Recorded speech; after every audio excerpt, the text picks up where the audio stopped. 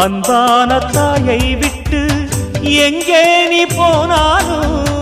நீங்காமல் உன்னை சுற்றும் எண்ணங்கள் என்னாலும்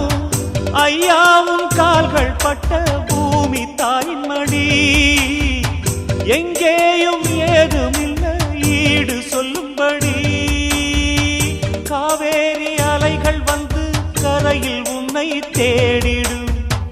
காணாமல் வருத்தப்பட்டு தலை குவிந்து ஓடிடும் ஒரு பந்தம் என்பதும் பாசம் என்பதும் வேறு விட்ட இடம்